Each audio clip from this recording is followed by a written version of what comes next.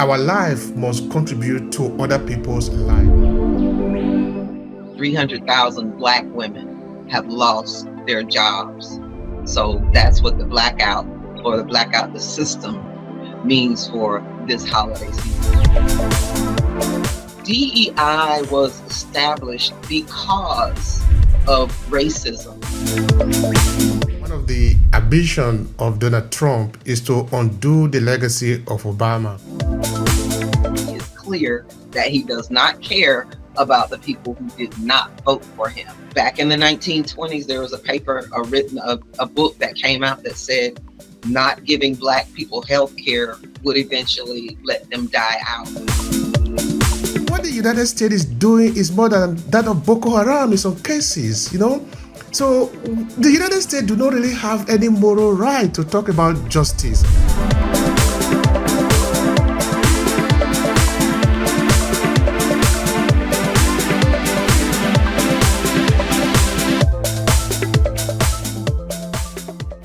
Hello everyone, and thank you for joining us in today's episode of the Obehi Podcast. I remain your host, Obehi L14. And of course, like you know, we bring in important guests here to share with you what is happening around them in their world, particularly within the African diaspora community. And we bring in founders and business owners because we believe so much in the power of our story. So we tell them to use their story to be able to stand out in the competition so they never need to compete with other people.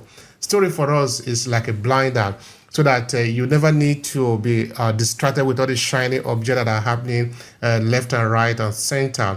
Instead, you focus on the fundamental, which is your story, why you are doing what you are doing. So if you happen to be a founder of a business owner or a business owner, a service-based business owner to be precisely, and you want to be able to figure out your story and also think about leaving a legacy behind, because we don't live forever, then I encourage you to reach out to us and we'll be able to help you through our proprietary system known as the Story to Asset framework, on how to use your story as a blinder for your business. But today, of course, I have the honor of bringing in Kaye, who will be here with us. So Kaye Woodard, I think I pronounced that correctly. She has been a guest in this podcast before, but today she's going to be talking about something incredibly beautiful. She called it a protest blackout. That is really an interesting conversation we are going to have within the African diaspora community, most especially in the United States. She will explain to us, she will tell us what they are doing and how they are also contributing to the life of other people. That is what we encourage all the time, in that our life must contribute to other people's life. You see, you need to remember what Muhammad Ali said, that our service to others is the rent that we paid here on earth. So, Kaye, thank you so much for being here. Please share with the people who you are and what exactly you are doing. Oh, good morning, Obehi. Thank you for having me. I'm Kaye Woodard, and I'm here because I started a business based on what I learned in bringing my body back from totally debilitated. I have a joint and connective tissue disorder that wreaked havoc on my whole body. And in the process of trying to heal, I learned a lot of things about myself, technology, and how to put those together to get back to the strongest I've ever been in my life. So that's what I'm here to share and help people understand how they can get their healing, or they can maximize or optimize their own personal performance. You were talking about protest blackout just now. So tell the people, what does that mean? Well, in the United States, our president has literally made an all-out attack on people of color. And in that process, they literally destroyed our means of getting access to jobs and opportunities through DEI. And DEI stands for diversity, equity, and inclusion. The purpose of it is to give people of color and marginalized people the opportunity to be in a job pool, not giving them jobs that they don't deserve or are not qualified for. Actually, in America, Black women are the most educated segment of the population. So any jobs that we have, we earn.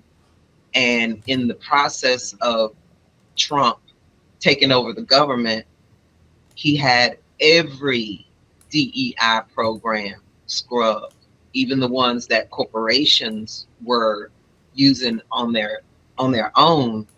He attacked those companies.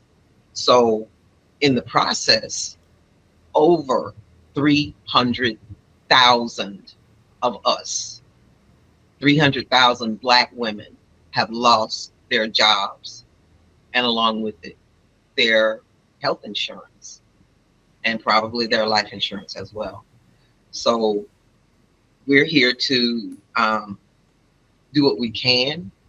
And for this holiday season, some of you may have seen the massive protests that have been going on in America, but for this holiday season, we are looking to black out the system. And what that means is we're not putting our money into the major corporations. We're not spending a dime on the holidays except for what we need, and investing in our businesses, in Black businesses. So that's what the blackout, or the blackout the system, means for this holiday season. So from November 25th to December 2nd, we are not to spend any money with the major corporations. I really appreciate that you clarify that part for people that are probably not understanding the whole message, especially if you're not in the United States. Like me, for example, I am in Italy. Even though I do follow the news, I would never be able to get the full detail like you that is on the ground there in the United States. Can you break down for us also uh, how DEI was actually established? What was the reason behind it? So we can understand why this administration is kicking against it. Is it because they don't have funding anymore? Is it because it's not part of the mainstream? Or can you explain to us a kind of the history around it? DEI was established because of racism in America, and to level the playing field, that's what the DEI was supposed to do. It is not forcing any organization to hire someone that's just because of the color of their skin.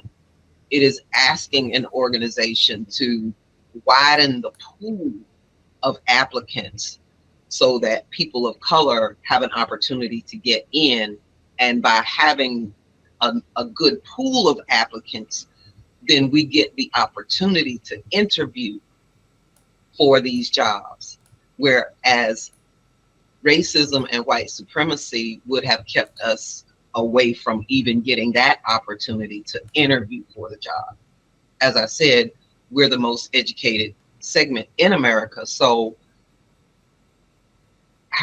we had no other way to level that playing field, because I mean, any one person in an organization can say, well, I don't think they're a good cultural fit, or maybe they're not a good team player.